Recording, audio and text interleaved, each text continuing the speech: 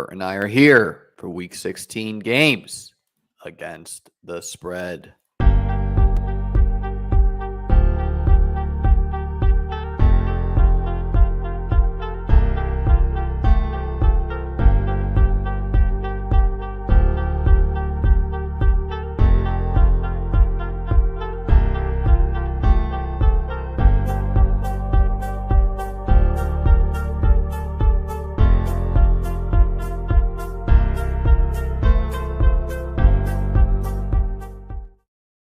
What is up, everybody?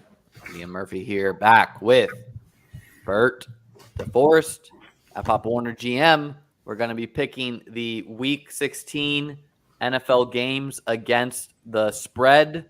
Hope you guys are all having a great day. For those who usually listen to my channel for best ball, we're not going to be really talking too much about that here. Of course, it'll work itself in. Bert, how you doing, man? Yeah, it's okay. I mean, it's a tough weekend, but it is what it is. Yeah, we gotta walk through that. A Patriots fan here. Yeah, Pats are dead. I think we need to walk back LOL round. Yeah, that's my dad. Thank you, Ron. Some of our family rivalry, where I grew up a Bills fan, Bert grew up a Patriots fan. You know, some of us may or may not have called the other when one of our teams lost and left a voicemail saying something to the effect of "Eat my dick," and that may have been reciprocated back and forth. You know, when the other team lost. So that was a big man for not calling you this weekend and telling you to eat my dick on phone. I think that was pretty good. Pretty big man move by me, if you don't ask me. Yeah, that was a tradition that started when we were in college, and the Patriots would run through the Bills like every year, and I'd call, immediately get hung up on, and get a text message about maturity or something like that. And then I remember like the first time the Bills won in like 4 years, it was like same exact call.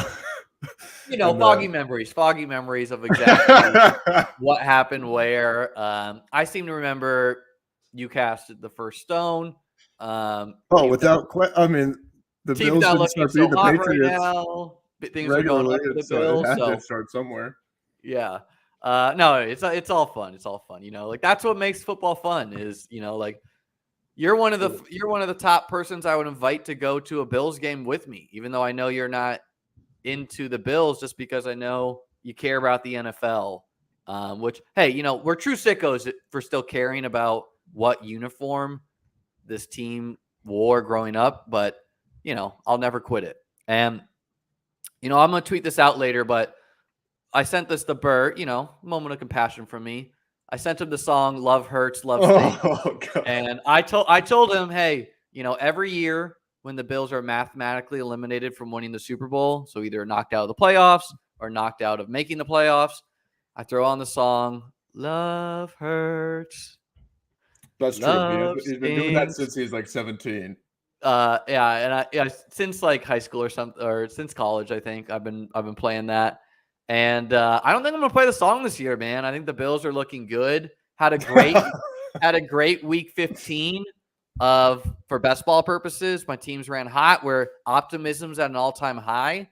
We'll remind the viewers that last year, week 17, I was at Bert's bachelor party down in Key West when I won Best Ball Mania 2. We watched those games in a bar together. That was a blast. We'll see if we get together this year for New Year's. Looking unlikely, but who knows? I'm flexible. But let's pull up. Let me share my screen here. We'll pull up our records. I don't know how you form. You seem the weeks that you have losing picks seem to be when it's very hard to read the games and what happened here. That's just a little thing I've been losing picks for like 4 weeks in a row. This is, for whatever reason, it formatted to like black now, and I can't. No, I'm just joking. Yeah. Don't lie. I'm sure there's a little bit of you when you're running hot in the beginning of the year where you're like, damn, I really should have been betting these games. And this just shows you it's really hard to pick games against the spread. We've been we've been pretty clear we're not actually betting a lot of action on NFL picks against the spread. One, I live in Florida.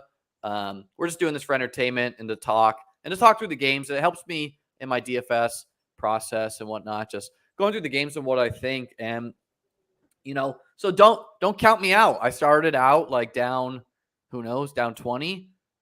Yeah, okay. No. Some would say 7-8 is not a winning record, but hey, it's better than 5-10. So we're trending up. Let's pull up week 15 here. It's crazy how like 2 games going one way can just make the record look that much better. It's similar in the NFL, but like it's just 2 different, if that Raiders play doesn't happen, then we're tied or whatever.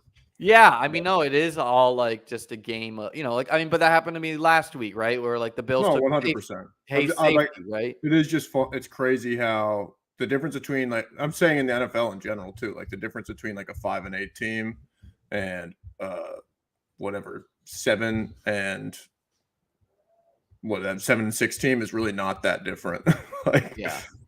So I mean, really, truly, one of the best weeks we've had in football and one of the best weeks in sports we've had all year. Where World Cup, man. Yeah, like if the Patriots had edged out a win, you would have been like, great week. Like this was an all-time week of sports. Obviously, you had a bad taste left in your mouth, but we got the World Cup. I mean, perfect Sunday. Or no, it started on Saturday. We got 3 great games on. We had a competitive Thursday night game, whatever. We had 3 great games on Sunday. 2 great games on Saturday. Obviously, Browns-Ravens was kind of a letdown. And like Colts-Vikings was just so wacky, but we had those games. Sunday was the perfect day. We get the World Cup. We get PK shootout. 90 seconds before red zone starts for the day. Like just a great way to start your Sunday. It was looking like the World Cup wouldn't be competitive for a while, and then it was. Well, that was such an interesting game because it started out as like, okay, there's going to be Messi's coronation. Good for him. And then I remember sending in in our text chat, like, I can't see how Argentina wins this game. To be up 2 goals, 10 minutes left to play, it just feels like they're going to lose. And then they score, and it's like, okay, now I don't see how they lose. And then France scores again. And it was just one of those things that just a very cool moment to have tuned in for the entire thing. I'm so glad I did. Because it's totally something that I could have seen myself going out or sleeping in for and, checking the score at the end of the day. So I'm glad I ended up watching it. Yeah, I watched the first half and then I took a shower and then I saw both goals and watched the rest. So it was kind of like the perfect thing. Like I just missed honestly, I think if you tuned in at the 75th minute, that was probably like the perfect. Yeah, that's all you needed to see. Easy, casual fan. And I'm a casual fan too. I'm not saying like we're very casual. Yeah. I was saying to somebody was like, "Oh yeah, you liked that." I was like, "Keep in mind, I've watched maybe 25 full soccer games in my entire life, like if that." But it was that game was truly. Oh, I mean, very happy. A game featuring 2 legends of the sport. One a legend of our generation in Messi, and one a future legend in Mbappe. So like kind of a passing of the torch with Messi going out on top. Like can't draw it up better. Guys, we're live on Twitch too at Liam Murphy Live. So get up and running on Twitch if you're not. Anyways, let's walk through these games. The Niners, man, I think Brock Purdy just kind of proves how overrated Jimmy G was. Like this guy comes in, he's a little bit more mobile than Jimmy G. I would argue he's like better for their offense because of their O-line questions. And so his mobility coupled with CMC without Debo, just shows you that like their offense is pretty quarterback proof. So Jimmy G is, whatever. He's a starter in the NFL, like, a low end one, but he's not a difference maker. So like people falling over themselves to pretend Jimmy G was that guy. Maybe maybe the Brock Purdy gives a little humility there. And then Geno coming a bit down to earth, but the Seahawks are still in the thick of it, man. As far as I think they're cooked, man. I think they're probably cooked, but like as far as like what's most fun, I think for most people other than like fans of the teams, I think the teams you want to be rooting for are the Jaguars to win that division, which I said early in the year I thought they could. That's looking actually kind of good now. They got a chance at least.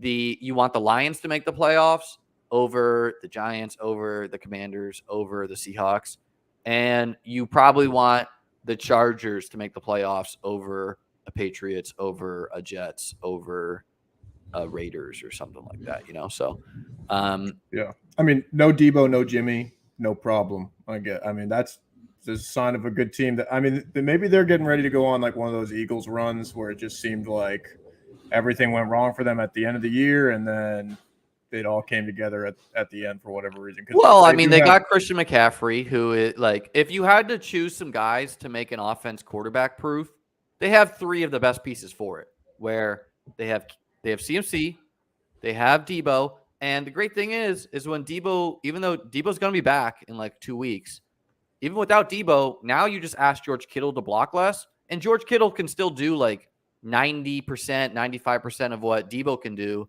as far as like after the catch ability. And we saw it in this game with 2 touchdowns, so there's not that much of a drop off with CMC and Kittle versus in years past where they lost Debo or Kittle. They really only have 1 yard after the catch monster. Yeah. And Brandon Ayuk also just coming on as, I don't know how. Yeah. I mean, Ayuk is a good, he's not amazing, but he's a good NFL wide receiver. Colts Vikings, man, like this game,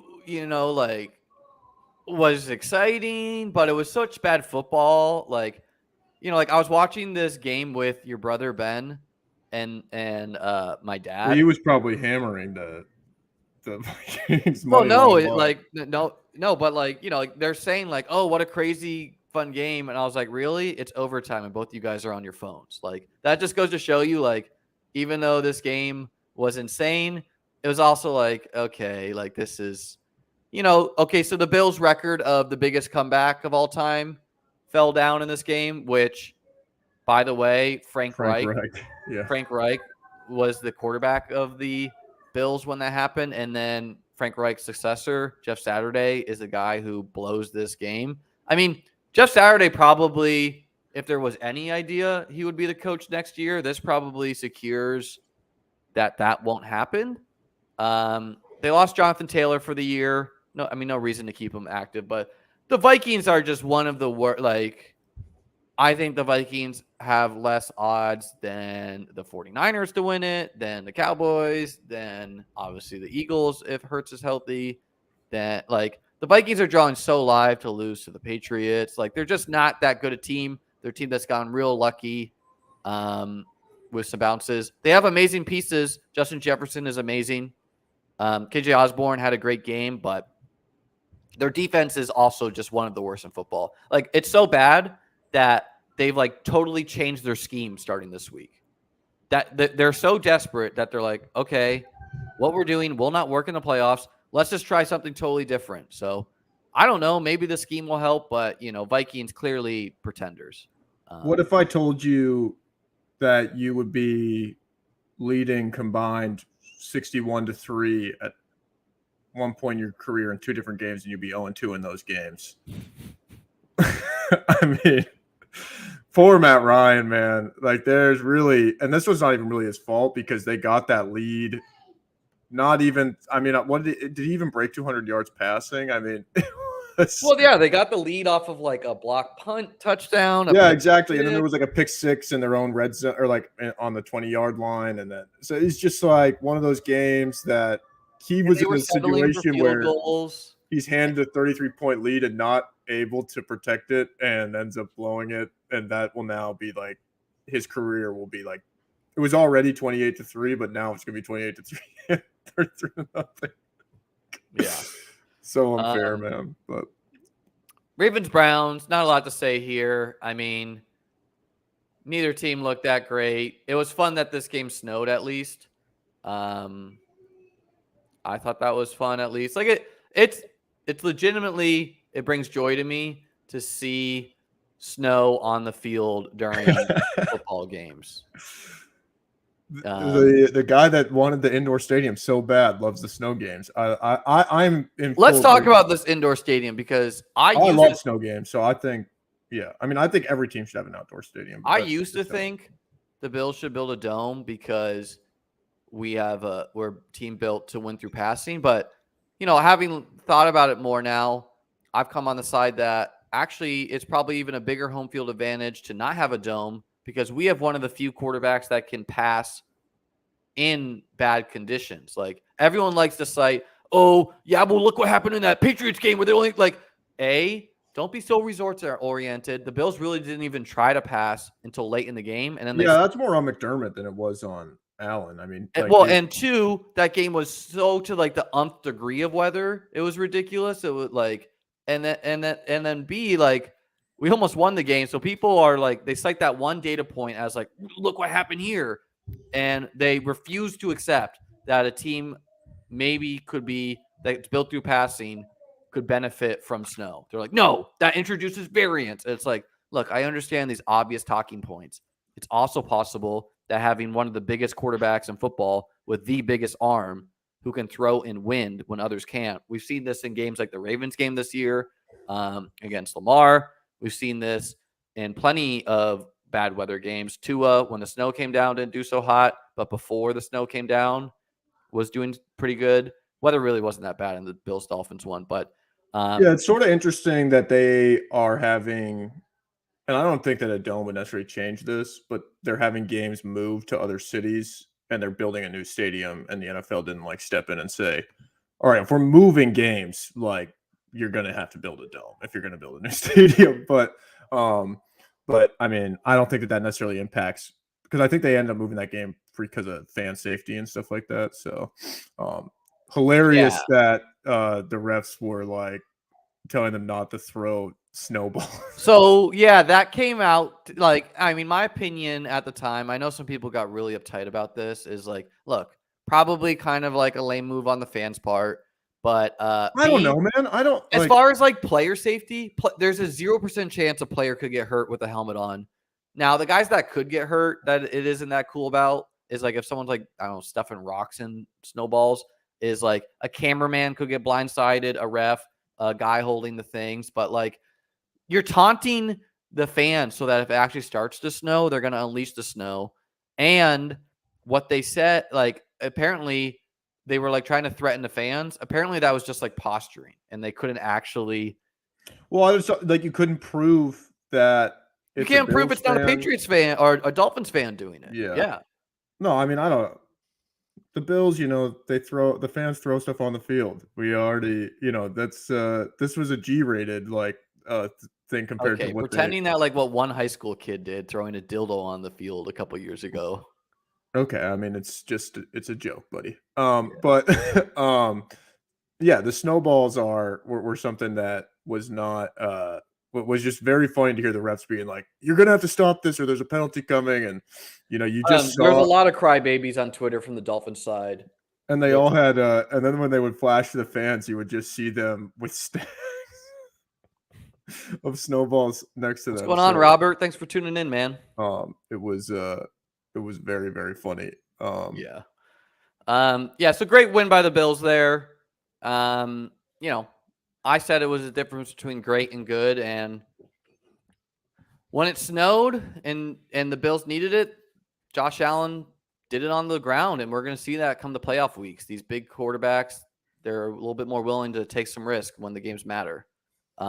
Eagles at Bears, pretty comfortable win for the Eagles, even though they're down for a little bit. Jalen Hurts maybe out for the next 2 weeks, maybe out for 1 week, sprained shoulder. So we'll see about that.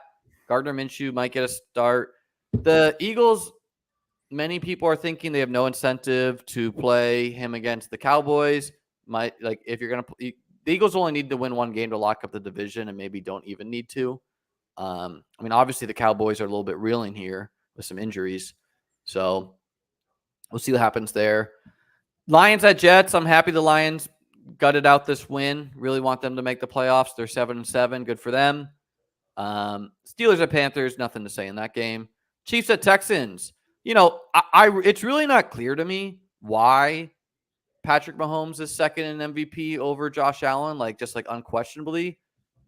Pat Mahomes lost to Matt Ryan and the Colts. Pat Mahomes was taken to overtime against the Texans. Is that what an MVP does? I don't know. I mean, I mean, I didn't watch this game, so I can't 100% say. It looked like when I looked at the box score that it was just kind of one of those weird points games where I think he had some fumbles and his teammates it did. was Jarrett like, McKinnon. didn't they have like 500 yards and the defense played pretty well? They held them like 220 or something like that. And so I don't. It just seemed like Okay, but you were taken to overtime by the Texans, so that's not great. but yeah.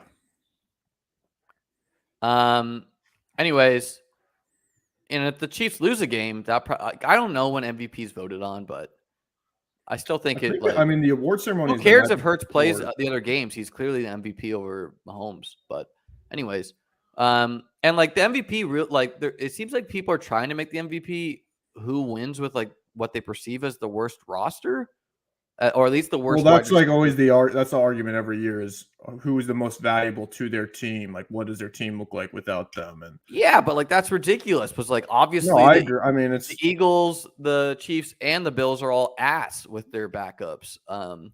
And I mean what's ignored in that context too is, like I heard this on the game after, and like someone was like, well, after the Bills game, they were talking about MVPs, and they're like, well, look what Jalen Hurts has, and like so they're trying to use that against him. But what people don't really assess properly is O-line, and the Chiefs have one of the best O-lines, So it's like it's not like this guy's. To me, it's I don't know. I'm sorry their team signed MVS and whatnot.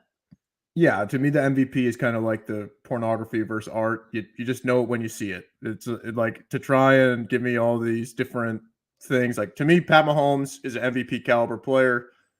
Probably not the MVP this year. That seems like Jalen Hurts to me. But yeah, I mean, it should probably just be something that goes. And I thought the MVP usually went to like the team with the best record, who like is a Super Bowl caliber team, which is either the Eagles, the Bills, the Chiefs, like who knows. Anyways, and obviously this ignores the fact that like, okay, so Josh Allen didn't put up 400 against the Jets. Playing against the Texans is a bit of an easier spot. Like it ignores strength of schedule and whatnot. But I don't really care about MVP. Falcons at Saints, really nothing to say here. Desmond Ridder got the start. Mariota done for the year, right? Mariota out for the year. Yep. Yeah. And they were all pissed off because he went to go see like the birth of his child or something. And I think Mariota maybe quit on the team. I don't know. Yeah, I heard some stuff about them being like, is this what a real teammate does when they're struggling? He's not there because he's getting knee surgery. It's just like, okay, like you guys are more than likely done. Let's maybe like Arthur Smith, you getting fired, dog. So no one cares what you have to say. Yeah. Cowboys, Jags. Hey, great win for the Jags. I said it earlier. I wanted them to win the division and thought they could. It's looking like that's more and more likely. The Titans have been squandering it. I think the Jaguars are up to like 40% to make it. Obviously, they would need to win the division to do it. Trevor's looking like the real deal, man. And next year, they should have Calvin Ridley back. Zay Jones is really emerging for them. The Cowboys have been dealing with some injuries. And the Cowboys really totally fucked up the Amari Cooper versus Michael Gallup versus Zeke situation where they prioritized Michael Gallup over Amari Cooper and they prioritized signing Zeke over wide receivers. When your owner is your GM, and to be fair, Jerry Jones, compared to other GMs, like you can say they have one of the most talented rosters. So he kind of he's crushing Bill Belichick, that's for sure. Well, no, that's what I'm saying. Like you can't, you can't say that he doesn't have a talented roster, but at some point they're gonna be like, we won in the 90s running the ball, we're gonna win in the 2020s running the ball. So yeah, that how they've handled that situation is pretty weird. Cardinals Broncos, really nothing that exciting. I think Colt McCoy got knocked out. Would you rather have had Brett Ripien start the whole year? I don't know. Patriots at Raiders, man. What a absolute meltdown. I just thought the Raiders would. Well, the whole thing was just I thought the Raiders would beat the Patriots by more than this. Obviously, it was going into overtime. Ramondre Stevenson. Let's not bury the lead, though, that And this did have like the Patriots got screwed on that that reception touchdown to Hollins or whatever his name is. Well, okay, so here's my no, it was to Keelan Cole, and people are trying to like call foul about that. To me, you can't tell anything from the angle they keep showing on the broadcast, which is behind the player. You need to show the angle from the sideline to see if there's white, because we don't know from the angle looking backwards whether Well, his the angle I thought they kept showing on the screen, and I mean Vilma and whoever the freaking other guy was, they were like, "Oh yeah, no, that's indisputably out." Dean Blandino was like, "That's out."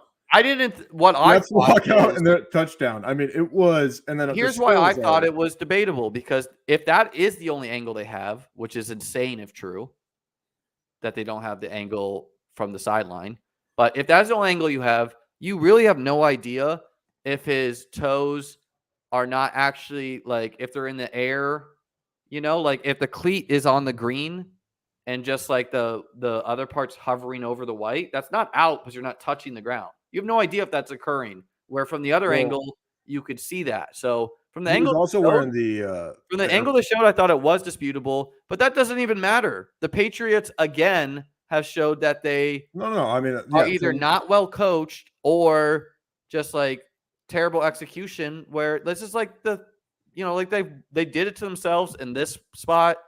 They had like special teams meltdowns in the past. Obviously, I think a lot of the blame should go to Ramondre, because I think Jacoby Myers probably wasn't kind of told. started the chain reaction. Yeah, like if you received the ball and then you were like, "Whoa," but like and Mac Jacoby Jones Myers was a being- quarterback in college too, so there's kind of innocent, like, I got a guy. So my question is, so this is what I said. Like, if the ball got to Mac Jones, would he have been able to throw it forward? No, because once you cross the line of scrimmage, that's what I thought. So yeah. Mac Jones getting stiff armed into the well, yeah, and like the quote of like so funny. Myers being like, just trying to let Mac make a play. It's like, what are you talking about? But, no, I mean, and I said this when it happened, and we now know that they were freelancing. But one of two things happened, which is the coaches, the offensive staff called that in because they don't know how to coach offense, or the offensive players decided we're not going to overtime with this coaching staff. We're going to try and win it right here because they're dumb, or don't know how to coach offense. With all that said, like, the offense has gotten such a pass this year because they have had to deal with Joe Judge, and all that went out the window. That's all Bill Belichick's fault, though. When you try and freelance, that's who should shoulder the blame for what. Like, you can try to say, I mean, I guess it's Bill's fault, but I mean, like, if you have he hired them, what do you mean? Like he? Oh no, yeah. The personnel decisions are totally his fault, but to have. I guess everything falls on coaching, but to have like a running back to start outsmart the NFL and be like, no, what you need is defensive coaches. No, 100%. But to just have guys start lateraling the ball back, and I said this when it happened, like that image of him getting stiff armed by Chandler Jones, that's never going away. Those are the type of images that like funny, dude. That was those are the images that end like how do you not just like grab the guy's thigh and hold on at least? Okay. I mean, that's like classic sitting on the couch. I mean, like this is a 6'5" in your face, Bart, 280-pound man that is running over a guy that hasn't tackled a player probably since he played. I thought it was always laughable when people tried to say Bill was the greatest coach of all time and everything, because clearly players make a coach, and Bill has a losing record without Tom Brady. And if you don't luck into an elite quarterback like him, he's not that great, And maybe it hurt his career, but he was given too much control, and he's not that good of a GM. He's not that good of a. Yeah. Okay. Well, we're playing the last few years here. I mean, he does have 20 years of pretty good.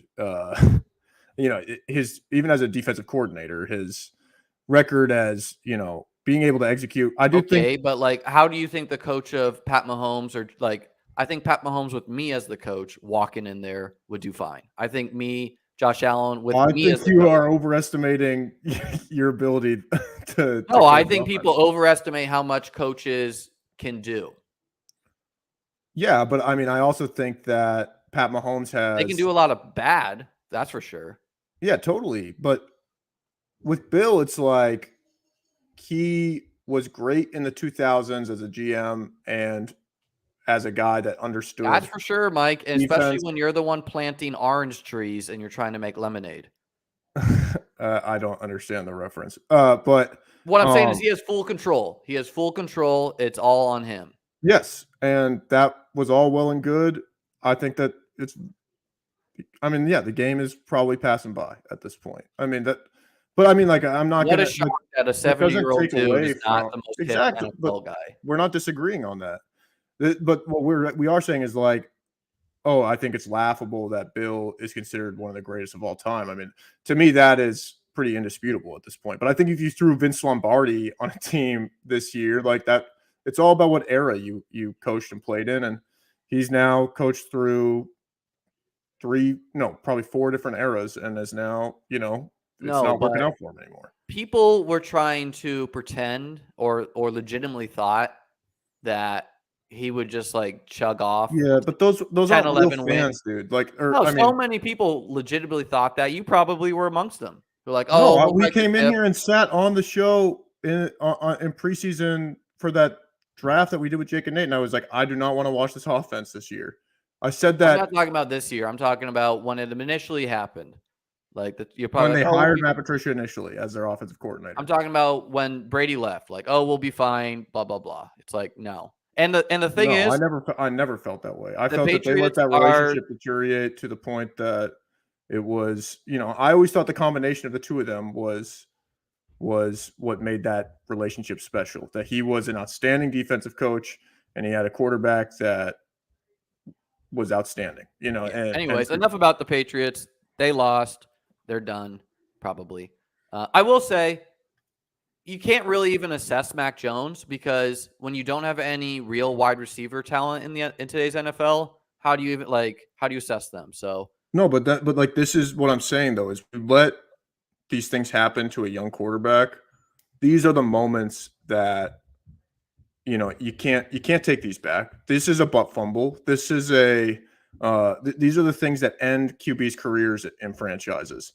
His career is not over because of this. However, what I'm trying to say is teams that do not prioritize wide receiver in the draft don't get it in today's NFL. I think teams are realizing it with how. Well, make no mistake, they prioritize wide receiver. They just can't evaluate talent. Yeah, well, I mean, I just no one's going to be that good when their wide receiver one is Jacoby Myers, ? Anyways, Chargers eke out a win against the Titans. Pretty ugly one for them. Tannehill hurt his ankle, knocked out, came back. Titans are reeling. Like everyone is hurt for them. They also are not that good. Chargers, I mean, it wasn't pretty, but they've got it all in front of them, man. This is where you got to worry about the Chargers because now and I'll still say it. Like, okay, maybe maybe a team like the Jets is scarier for a high-powered offense if you make it to the playoffs. If you're like the 2 seed and you have to play the 7 seed, where it's like, damn, they have like at least an elite defense, like they could get lucky. But I think the Chargers is scarier, where it's like they're healthy now. Like who's to say Herbert can't put it together for a game? So whoever is the 2 seed, Bills or Chiefs, if you got to draw the Chargers at the 7, that's a tough draw. What's going on, Activa? Giving me the, whatever. You're the first Twitch commenter. I don't know what any of that means. I think Activia is like a yogurt brand that helps you shit. Like, well, hey, good for your bowels. Bengals at Bucks. Bucks, I think Brady's first collapse, up 17 points. They had it all going for them the first half. Bengals showed why they're, the Bengals are in the same discussion as the Chiefs and Bills, I think, for the class in the AFC. The Bucks are fumbling over themselves to make the playoffs, but they should still make it. Not a ton to say here. Tons of turnovers by Brady. Did you see the Giovanni Bernard interview after? No. So I sat on my couch and could not speak. Well, yeah, you were distraught. But after, so I saw on Twitter how a lot of people were shitting on this ESPN reporter because they were trying to get Giovanni Bernard to make a comment because he fumbled on like a fake punt, and like apparently like he didn't know it was going to be snapped to him, and Giovanni Bernard tried to like run out of the locker room, and the reporters tried to like stop him, and he's like, "Can't I go to my family?" And they're like, "I mean, it's your job to talk to the media when they want to." And he's like, "Well, you didn't want to talk to me earlier in the year." Yeah. And they were like, "Well, you were on IR. Like, we're not allowed to." And I don't even know what this means, man. And so there was no scheduled time. So anyways, like a lot of people were shitting on the ESPN reporters. I think, they didn't come off the best kind of paparazzi, yes, but Giovanni Bernard's been in the NFL a long time. He's kind of doing a punk move, trying to skirt out of the NFL. It's the Marshawn Lynch. Like, I just don't want to talk to the media. And no, he blew the game, and so he's trying to avoid him. No, I know, but I'm saying, this was the big argument when Marshawn just decided he wasn't. These guys make this money. This is the organization that they play in. And, I don't know, like you said, I didn't know what happened, but like when you hear players are like, "Oh, I don't want to talk to the media," and it's part of their contractual obligation for the organization that they work for to do that. And, as fans, like, I hate to be the, like, well, they exist, or like the league exists for us to watch it. Like, that is why the media covers it. Is a lot of people tried to shit on the ESPN reporters, and they did sound pretty bad, but it's like, look, they're trying to do their job. Yeah. I mean, don't make their job hard on them. Don't make them do this, And I'm just saying my reaction from how you were describing it. Like, I feel like players should speak to the media. Giants at Commanders. Happy for the Giants to pull that one out. Personally, obviously, travesty ref show in this game where at the end of the game, Brian Robinson scores a touchdown so that they could go for 2 points to tie it up. Instead, they call Terry McLaurin for not being lined up on the line of scrimmage. The issue is Terry McLaurin points to the ref once. Hey, am I on the line? They usually do that to get the thumbs up. Yeah, sights. Okay, yeah. The guy goes, no, you got to get closer. He gets closer. I think he says it's okay. The ball snapped. He throws the flag right away. The optics look bad. Now, we don't know if Terry's been warned because apparently what refs do usually is they don't even call the foul. Usually they'll warn you first to be like, hey, I'll flag you next time. So maybe Terry's been doing that a couple times. Yeah, I mean, look, the refs have a bad week, but the NFL wants They have a bad week every week. I mean, like refs miss calls. And it looks especially bad with FIFA where we have the ability to do this VAR technology. The NFL has the same ability. They don't want it. VAR was cool for us in 4 weeks of the World Cup. Everything I've heard about VAR up to this point is it's terrible. No, you would be able to know if the Keelan Cole was a touchdown or not. But the NFL doesn't want that. They want refs choosing for a couple of reasons, in my opinion. One, it gets people talking, right? Well, this is what I was about to say is how come, so back to the Giovanni Bernard thing. Why are they, why are refs not required to speak to the media after, like, this is something that they should. The NFL, again, they don't. Oh, they protect those guys, but yeah, it's just ridiculous. Well, again, and when the judgment calls in the ref's hand, the NFL has more control over outcomes of the games, frankly. Like where if something's close and something helps them better, they can. Yeah, and I know I was just complaining about the the Patriots Raiders call, and I think that was actually pretty indisputable. But my feeling is that the refs should get, and this is not a perfect system at all, but I think the whole we're going to run it in slow motion, frame by frame, that does not meet the spirit of what replay should be. Like they should have 5 looks at it in real time. If it's indisputable from the initial call, that's it. Instead, we've turned it into this thing where it just becomes so much more debatable. I mean, at some point, our parents, they lived with bad calls.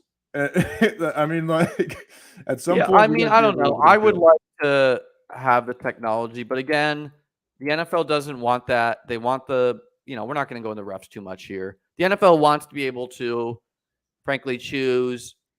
And it's labeled as an entertainment league. So I don't know.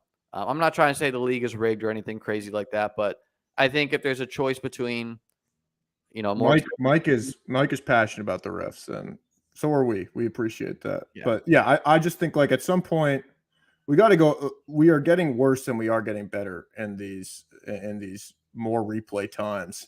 So that's just how I feel about it. But yeah, I don't know. Rams at Packers, really nothing to say. Packers win. Season's technically alive. They need a lot of help. Thought it was so the end of the game. I needed a Christian Watson touchdown to advance a high stakes best ball league and to advance another Best Ball Mania 3 bullet. And here was the last 2 plays of the game. Christian Watson catches the ball at like the 5, gets tackled at the 2. Okay, dang. Really wanted to score. Like, looked like he was going to score 2. The next play, Rodgers apparently signals to Christian Watson, and Christian Watson didn't get the signal and hikes the ball. They're already up, and throws the ball to Christian Watson at the 1-yard line, and Christian Watson is blocking because he doesn't get the signal. So that's such a Rodgers story that got out too. He's like, "Oh yeah, I told him," and and then the interview, he's like, "Look, if you want to catch touchdowns," but clearly Christian Watson's had a streak of touchdowns. He probably said, "Hey, I want to keep this going," and Rodgers said, "Hey, you want to catch touchdowns? Know the call." Yeah, I don't think like this. I think this is a little too extreme to people that try to say like pro wrestling and shit. Like people doing that, maybe just gamble a little bit less is my suggestion. Anyways, enough. Any other week 15 takeaways? One of the best weeks we've had from like a high scoring perspective. Really fun week. Yeah, December is just the best. It's the best. And it's going to be Christmas Eve games next week. It's going to be awesome. Yeah. And we're getting because the games are on Saturday, we're getting a red zone this week on Saturday. Activia is slow to the channel as he is with his bowels. Activia, did you think I won Best Ball Mania 2 and then retired and was like, check out my YouTube. I make a lot of content about BBM3. Did a video today, did a video yesterday. So yes, I participated in BBM3. All right. Let's go into week 16. We got the Jags at the Jets. It's looking like I need to pull up actually the right thing. It's looking like Zach Wilson is going another start. Unfortunately for the Jets. What did Saleh call it? What is it? The instant coffee era? Yeah, I mean, like as opposed to what, like those who like it's such an NFL coach thing. Like, here's a guy like such like a hardo guy about nothing, like. Yeah, and here's a guy that I benched for him not being apologetic, and they said that it didn't have anything to do with his benching, but he didn't look apologetic enough in the press conference, so the next week he didn't start. But let's call the fans instant coffee and reactionary. Like, come on, dude. Before we do this, I want to just pull up the weather because I think there's some blizzard games, something we could get this week. Let's just check out the weather real quick. So Jags at Jets. It's gonna be cold. It's gonna be rainy. It's gonna be ugly weather. Texans at Houston. Just cold. New Orleans at Cleveland. Looks like snow. Temp. Really high wind, so really bad weather in that one. Buffalo at Chicago. Wind around, high winds, some blowing snow, cold temps. Feels like -10. Again, a smorgasbord of ugly weather. I love that. So not a lot of this is this is by Kevin Roth of RotoGrinder. So lot of Eastern Seaboard weather this week. So anyways, Jags at Jets. Jags on the road in bad weather. You would think that kind of favors a team like the Jets who have a better defense. Don't know if they're going to have Quinnen Williams back. Again, I don't think Mike White was apparently like asking, like, do I even need to get approval from the docs or can I just I saw play? that. He went to like 20 doctors or something Yeah. like that. Zach Wilson made one good throw in that game, like one of those like deep rollout down the fields, but other than that was pretty brutal. How do you see this one, Bert? Uh, Both teams need Jags, to man. win. Give me the Jags. I mean, it's Trevor Lawrence, this just sucks because I think that they're probably going to come out here and lay an egg. That's just kind of been their MO these past like 4 weeks. It seems like they have a great week, they have a bad week, they have a great week, they have a bad week. New York is not good enough to beat Dallas. New York is not good enough to blow LA out like Jacksonville did. So I just have to take the upside with Trevor Lawrence. Even with the weather, I think that he is going to end up being one of these special quarterbacks, and I just can't take them over, or I just can't take New York over them. So give me Jacksonville. Yeah, I'm a sicko, and this one is the one where it's either going to look like the Jags are either winning by like 20 or they're going to lose a tight one. So I'm going to take the Jets just because their defense really is that good, and I could just see the Jags struggling. You know, like Sauce Gardner is, I said it very early in the year, I thought he was one of the best corners in the NFL. I think people are very hip to that already. Like, I think he's legitimate, probably the best corner in the NFL as a rookie, like truly insane shit. And so I'm going to roll I do not want to pick a Zach Wilson team. Laying points, but I'm going to roll with the Jets because they got a great defense. They're probably going to just try to like run the ball. They still have Garrett Wilson. It's a Thursday night game, which is going to be ugly anyways, like usually low scoring. So give me the Jets in this bad weather. Or if you want to see my old videos, it's under the live section. Not the video section is only for pre-recorded videos. Most of my content is live. So you got to check out the live one. All right. After you finish watching this video, of course. Of course, yes. Don't leave this electric. All right, the next one, Buffalo versus Chicago. Buffalo lane 9. I'm taking Buffalo here. They haven't really covered these huge spreads. Some of that's been unlucky, but it's very easy to see. Like in bad weather, I think Josh Allen is probably even at his best, where nearly impossible to stop the threat of him running and throwing when they really do want to run. They just have one of the most talented rosters. The Bears are not that talented. So, not a lot to say, but I hope we get to see some snow. I think it's fun seeing these games in really cold weather too. So give me Buffalo -9. It's a big line. And the Bills historically have pretty much shut down rushing quarterbacks. Like they shut down Lamar a couple times. So we'll see how they do against Fields. I think they'll do pretty good. They have a good scheme for it. Where they drop in zone, they keep everyone's eyes on the quarterback that way, so that if a guy breaks off to run, you get to they can tackle downfield. So how do you see it, Bert?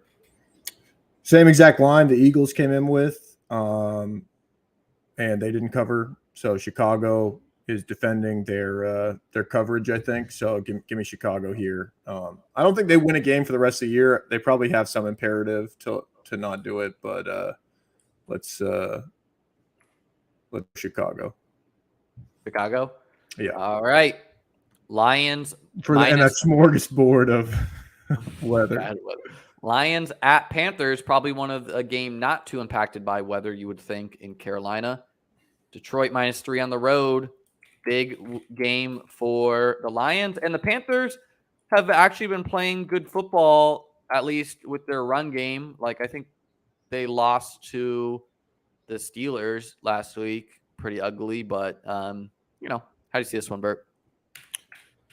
Yeah, I mean, I know Carolina's head coach. I can't remember his name. And for that alone, I'm taking Detroit. This is a game they have to win to keep their season alive. And I want them to keep their season alive. So I want to see Detroit win. So I'm taking that -3. We're at that point in the year.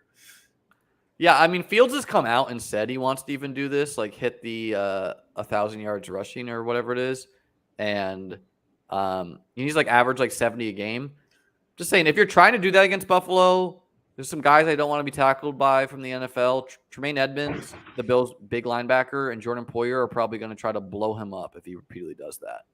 Do we want to worry about Fields being like a team guy if he's talking about individual statistics? I'm sure someone asked him the question. He just answered it. Yeah, I'm totally kidding. But yeah, it's all right, so Detroit at Panthers. Yeah, I mean it feels trappy, but I do not know how you take the Panthers side here.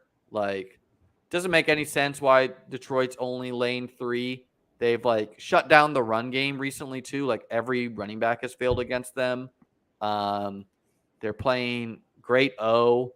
The conditions probably aren't too extreme, so give me the Lions for sure -3. Like feels like it should be closer to like a -5, -6.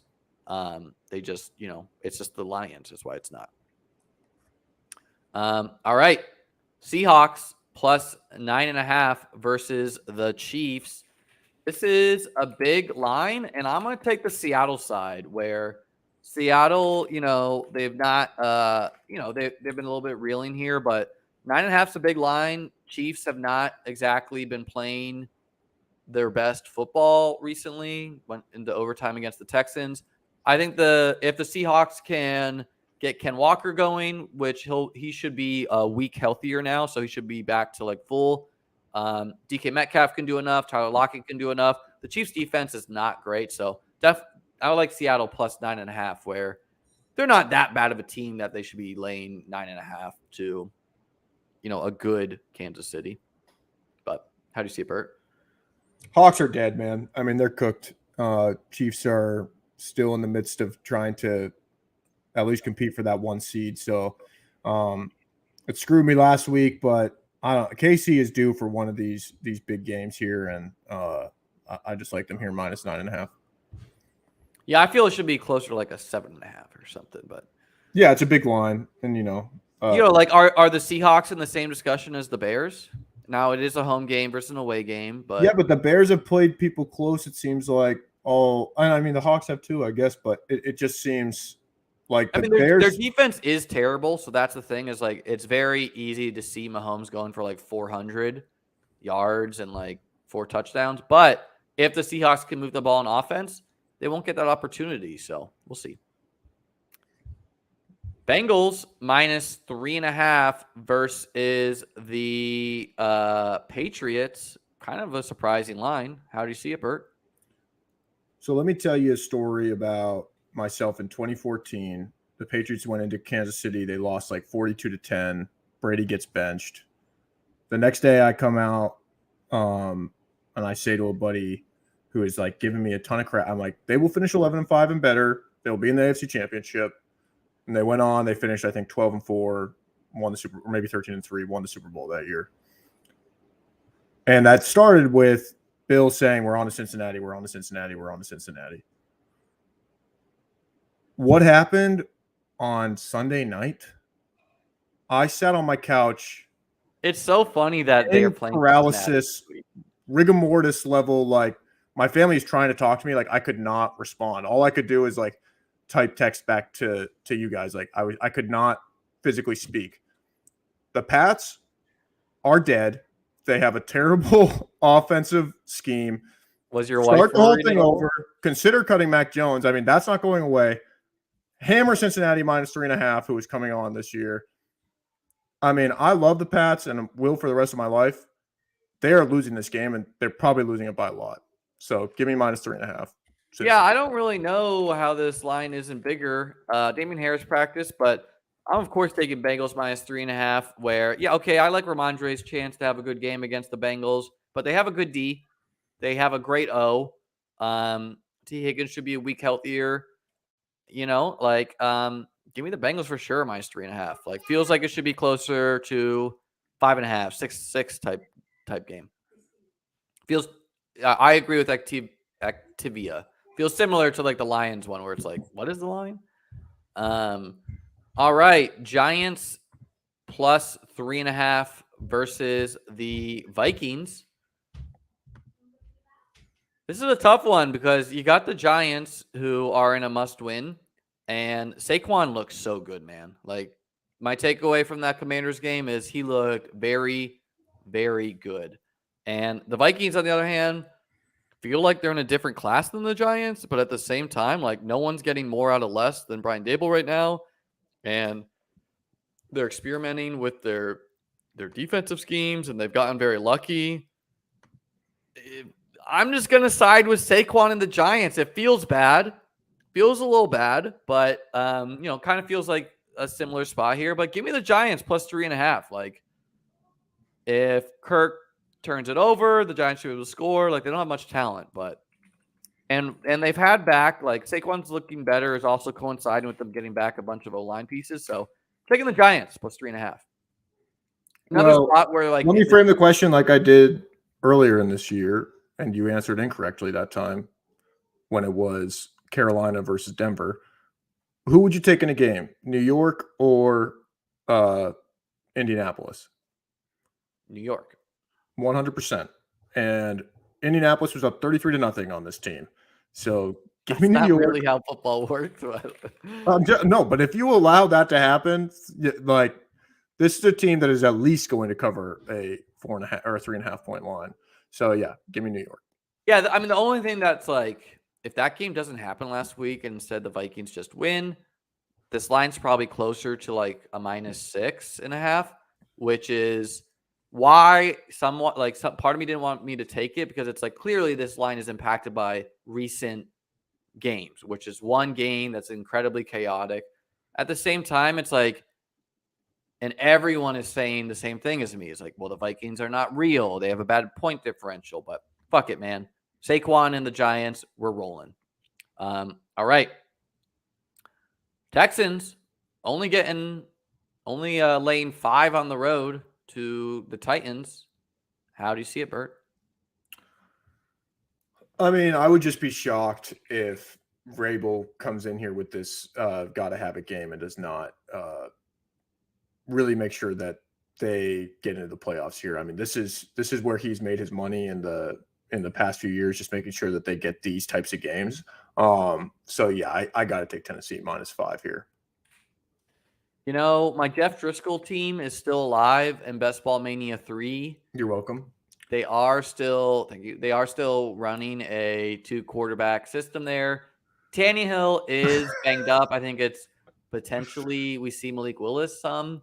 But I think they're going to get back Treylon Burks off of 2 weeks after concussion. So I just don't know how you take the Texans +5. Like, even though I think the Titans are not real and they have tons of injury, but, like, who do the Texans have? So give me the Titans too.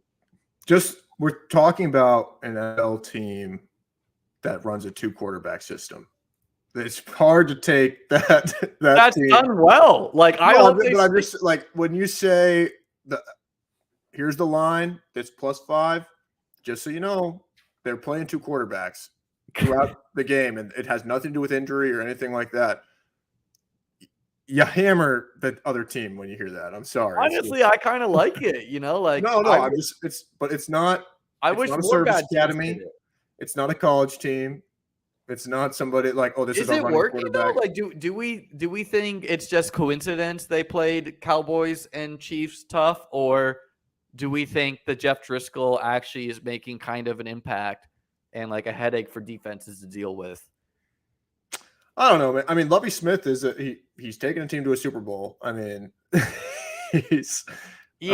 I mean, he also like failed in college so heavy recently that a lot of people are like, how did this guy even get another try? Like, it was like, I mean, I don't think it's fair to say he failed in college. He coached Illinois, who's a Big Ten team, and like a lower Big Ten team. He was like one of the worst college coaches with Illinois. He had some big wins. I think he beat like Wisconsin, and they may have beaten like Ohio State. What the fuck, Mike? I took the Titans too, bro. Yeah, but it's about how you frame it. It's about, if you say this is like when we both picked the Bills to win against the Chiefs earlier in the year, and everyone came in the next week was like, "Thanks for that Bills take, Liam," and you were like, "What the hell?" Yeah. Well, I've had some good takes. I've had some bad takes this year, but yeah. This next one, Saints at Browns. Honestly, yeah, perfect. Thank you, Mike. Thank you. All right, Bert, is this your burner? I gotta know. Is this your wife? Christina, she makes a new account every time Uh, that I come down here, and I just tell her, pump me with some confidence here. and if you could knock Liam down a peg too, that's. I'd never tell her to do that. She talks shit on my friends. That's when the marriage is over. All right, guys. Saints at Browns. I mean, honestly, the fact that this is a bad weather game kind of makes me like the Saints a little bit more because they have Taysom Hill, who sounds like a load to tackle in weather. They're running Dome team. They're running Alvin Kamara in the snow. The Browns have looked not great, so I don't know why, but I'm going to take the Saints plus the points, man. I think this is like a chaotic weather game against two not great teams. Like kind of annoying. We're only getting 2.5, but give me those 2.5 points. Hopefully we see a lot of Taysom, and the Browns just collapse. Yeah, I mean, I just at some point Cleveland's going to have to start looking like a functional offense again. I mean, they've upgraded at quarterback. So I got to take Cleveland here, -2.5 at home against a dome team in bad weather. Give me Cleveland Browns. All right. The next one is Falcons plus 7.5 against the Ravens. This is the Ritter-led Falcons against the either Huntley, maybe Lamar Ravens. Probably Huntley. We don't really know, though. How do you got it, Bert? Sorry, I was just reading that.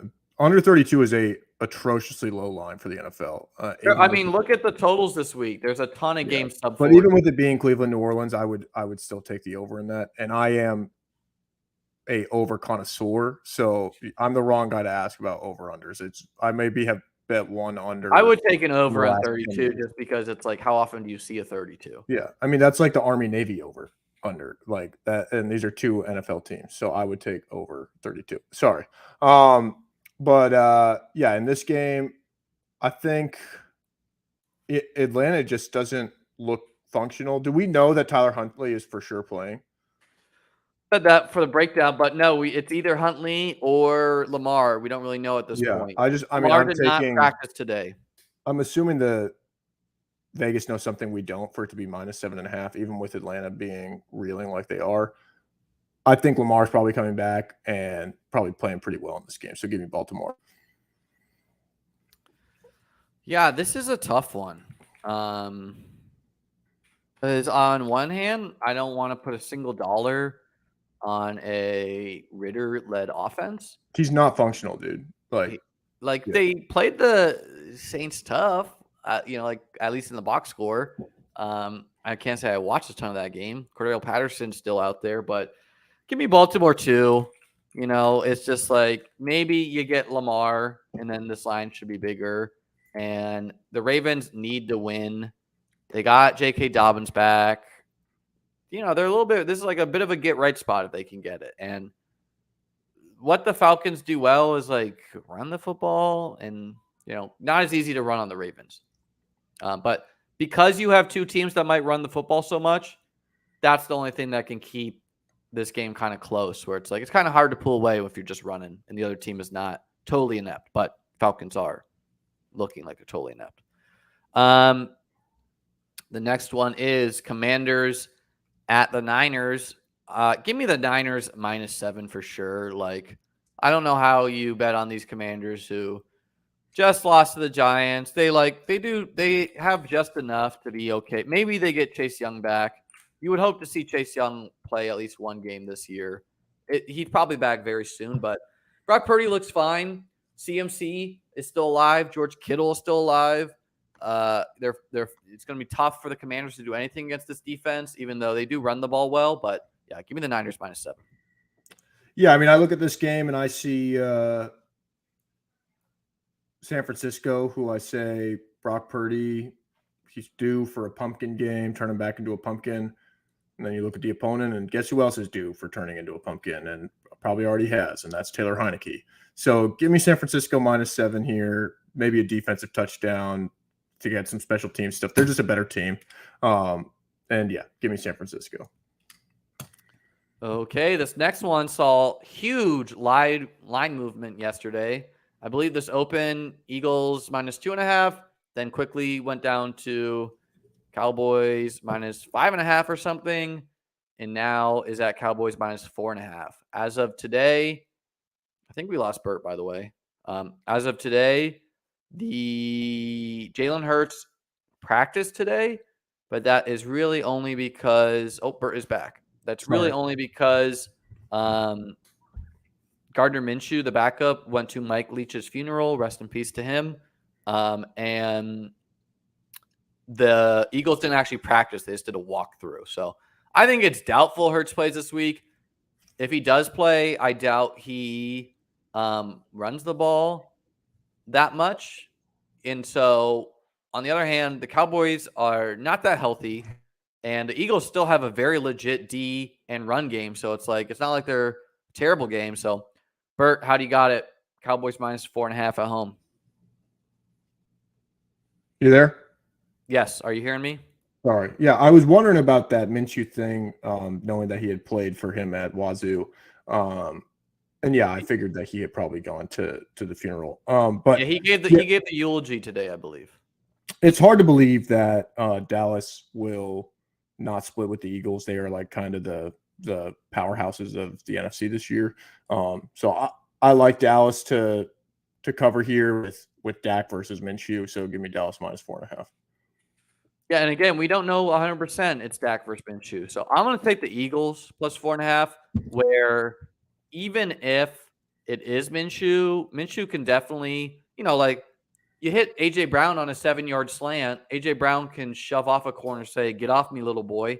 And the Cowboys are really struggling with their secondary health. I don't know who they lost, but they lost a couple guys. So I'm going to roll with the Eagles, where they still have a kick-ass O-line. They're still able to run the ball. They still have a great defense. And even if it's Minshew, they get Dallas Goedert back this week. So I'll just take the talent of the Eagles roster and the possibility that Hurts plays, which obviously then you're getting huge help early in the week here. So give me the Eagles +4.5. Activia, can you tweet or can you comment your entire home leagues roster in the chat so we can comment on that? Don't Bring actually. here for your home league. We don't care. I have Hurts in my home league. Some balls. Raiders at Steelers. Steelers are favorites.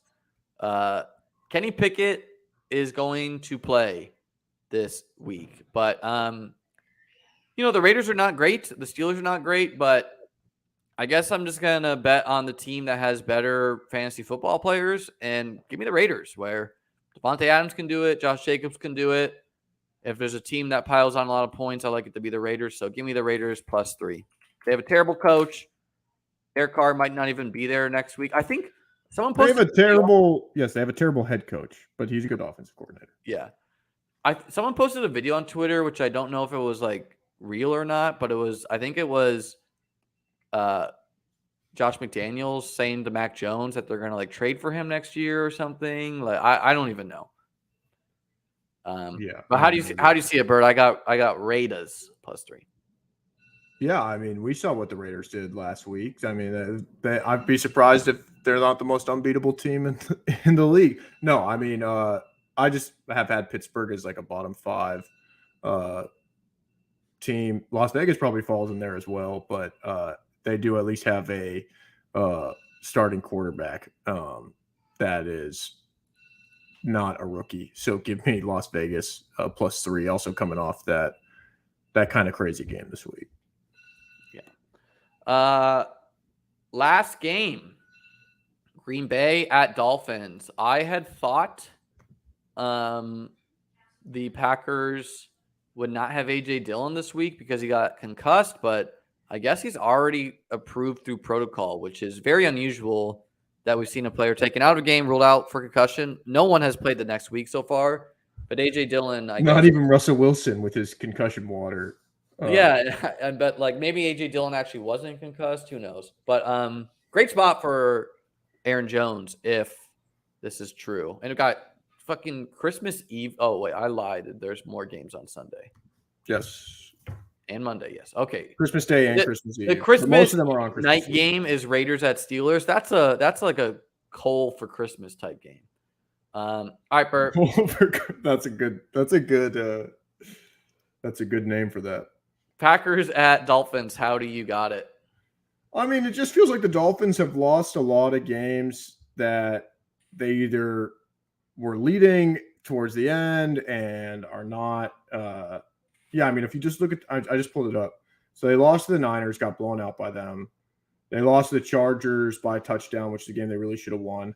And then they lost to the Bills, who the Bills are a better team, but they were leading by, what was it? It was like 8 points with how much ever time to go before it started snowing. So, I mean, God, you got to think that they're going to win one of these. And as much as it's bad for the Patriots, I think you got to take Miami here. This one is really tough for me, where it's like, on one hand, I think that Miami has done bad against the good defenses. On the other hand, the Packers are really not that great at defense. Also, like, it just feels like a spot where Tyreek and Waddle are going to have their way with this Packers D. And then it also feels like it could be a good game for Aaron Jones and Christian Watson and Romeo Doubs. So it's like, I don't know.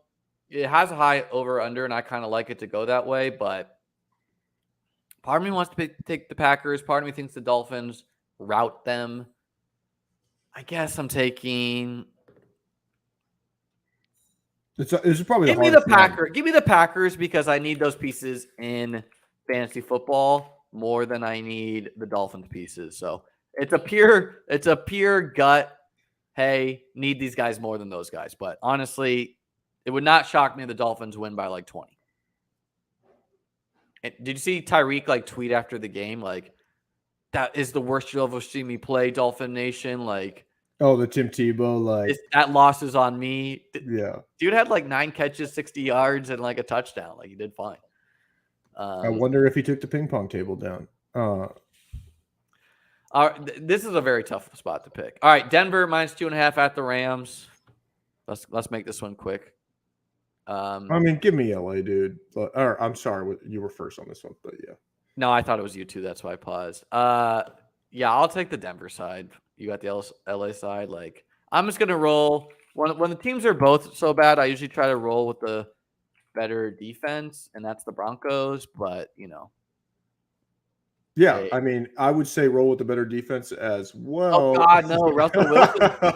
Russell Wilson's playing though. That's the fly in the ointment right there. Give me the better defense when the offense can score more than 17 points a game or whatever it is. I mean, has there ever been 2 less likable quarterbacks to go up against each other? I mean, these guys are the ultimate like online / I don't know, whatever you want to call it. Honestly, a great slate of games to spend with your loved ones instead of watching football. not gonna do it, but it would be a great slate of games to give up on and spend some quality time with your family. That's a very good point. Yeah, so give me the Rams. Unbelievable that is the matchups they gave us when you actually lay it out like that. Like, these are the Christmas Day games. Well, I think the NFL's thinking that Christmas Day is way less of a draw than Christmas. No, they know they have a stranglehold on. Well, and you can't flex out some games, and they probably thought Denver and the Rams, like, this could have been like a good matchup on paper to them, Just go up past the Vegas game. Okay, so you have Philly, Dallas. That's going to be like a pseudo national game. Yes. And then look at look at Christmas Eve night, which is Raiders Steelers. Awful. Gag. And then all the games after, like from Christmas Eve through Christmas Day, are terrible. So watch all the NBA. The dudes with girlfriends. This is you let the who are like, you watch too much football. Christmas is a great slate. Really starting the night game to be like, look, babe, I know I'm trying to put my priorities on straight, trying to focus on, I watch so much football, I don't need it anymore. And all you're really missing is these slates of games, Yeah, but that's all bullshit because then you just play Christmas Day basketball anyway. It's like Celtics are playing at 5 p.m. that No, no, night. no. So You go see the lights with your girl. You go ice skating. You take them on a date. You don't watch Denver. Celtics Bucks at 5 You is don't what watch I'll Broncos be at doing. Rams. But All right, let's get through this. Bucks at the Cardinals. I don't know who's playing quarterback for the Cardinals. It's not Kyler Murray. I don't know I'll look it up. What's up with Colt McCoy? I don't even remember who the third string is. does it matter who's playing quarterback? I think it does matter because the drop off between Colt McCoy and whoever else has got to be like pretty solidly big. But I don't know. I can't find it right now. So maybe someone out there knows. Anyways, how do you got it, Bert? Bucks minus 6.5. Yeah, I think you have to take the Bucks here. I mean, at some point, yeah, has the team been disappointed this year? Has Brady been disappointed this year? Sure, but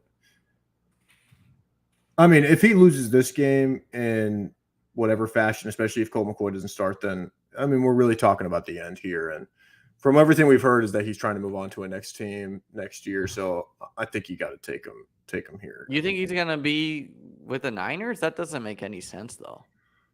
I mean, the Niners doesn't make. Oh, thank you, Activia. Okay, Christina, you're gassing yourself up now. I will let her know. That's nice, you Activia. That makes everyone feel nice. I don't know. Now I'm a little. I'm wondering now.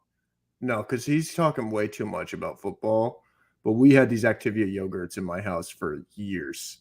So my parents are here and have reputations of like. There's no way one of your parents is on Twitch. These are Twitch. This is what I could show you, but not very interesting. Just rooting for Hurts to play, only a $35 league. Like neither of them know those references or like any of that. But no, definitely this is a guy that just a rando who we love tuning in. But yeah, and the girl in my profile is a rando too. It's not my wife. No, she is. I'm totally kidding. But yeah, I mean, no. Well, if we want to get into the Brady, whatever you want to call it, he's definitely not going to Miami after everything that happened this year. How could he go to the Niners either? Like they have. Yeah, but what about Trey like Lance? Okay, well, what about like the Rams? That would make sense. There's plenty of teams that the Rams doesn't make sense because they're so bad. They don't have a good enough team. Yeah, I mean, are they like bad? Brady wants to chase. Like he needs loaded rosters to have an opportunity. Yeah, but they're a team that already doesn't have draft picks. And they have no O-line. Like they're worse than the Bucks. Totally. But I mean, I'm just like, if he looks at it from what I'm just saying, there's one team that it's a good example. He'll go to the Colts before retiring. Would be great. Every old player goes to the Colts. I would be surprised if he went to Indy. No, that would be pretty. I don't think he's going to go anywhere. Anyways, it'd be great if he went to Denver. That would be. Well, they're really tied. They're really tied up in that. They're really tied up in that contract. Yeah. I'll take the Cardinals plus 6.5. Where, the Bucks really aren't in business to be laying 6.5 to anyone. And if Colt McCoy plays, which I have no idea. You go to Detroit. If Colt McCoy plays, they are in the NFC, which is very easy. If Colt McCoy plays, they at least have DeAndre Hopkins. They have James Conner. They have Hollywood Brown. Like they have pieces to get it done. So, if Colt McCoy doesn't play, they probably blow. But the Bucks are struggling, man. So I'll take the Cardinals side. Last one, Chargers at Colts. I'm taking the Chargers -4. The Chargers are at least a serious team. Sometimes not, but the Colts are not a serious football team. And even though the Colts have a great defense sometimes, like they have a great D-line, and the Chargers struggle on O-line, I'm going to take the Chargers -4. Yeah, I mean, you know how I feel about the Chargers. They have it all in front of them, man. And maybe they prove me wrong, but this feels like a game they lose. And that's all I'm going on. Give me Indy +4. and thank you. I'm glad you approve of my wife. And I mean, honestly, we've been doing this show since, what was it, week 3 or 4? Yeah, This is week probably the 3. most interaction we've had between Mike and Activia and Robert Page. We always love to have interaction, and we do read the comments and bring them up in the chat the next week as best we can. So, if you did enjoy this, watch it with your friends or, promote it. And we try our best. We are very basic. If someone is watching this show, I promise you they have no friends. No, I'm just kidding, guys. We like you a lot. Hit the like button, hit the subscribe button. We try to do this show Tuesdays or Wednesdays every week, breaking down the slate. You heard the show. We don't it's not the most serious X's and O's show. We're talking entertainment. Let's pull up the games this week for anyone curious. The green ones are highlighted for the ones we're on the same page for. All the other ones were not. So probably my favorite lines this week, if I had to choose them, are give me the Las Vegas +3. Give me the Cincinnati -3.5. And give me the Detroit -3. But Jets -1 is also up there. Jokes, Activia. Come on. Also, the first week I did the show on Twitch. So I think for welcome, me, Twitch people. I like Tennessee a lot. I like that 49ers pick. And man, I like Miami. And those are all favorites. Let me pick one dog.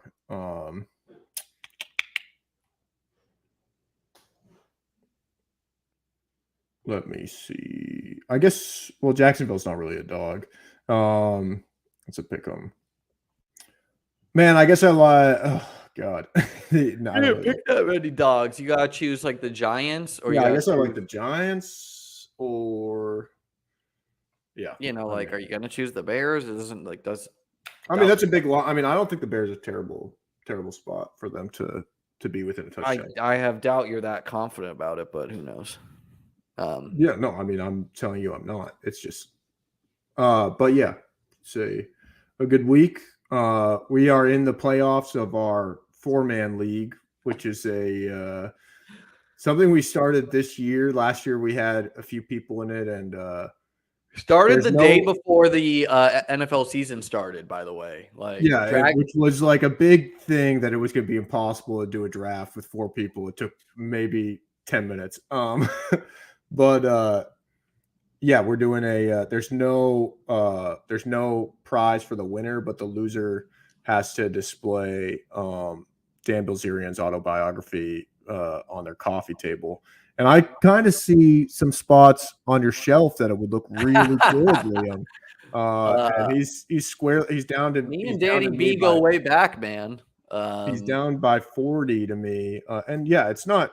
Maybe to some people, maybe that isn't even a punishment. It's a chance. So how does it even work? Is it whoever's I obviously have not been checking in on this low stakes league. Is it whoever is the lowest score?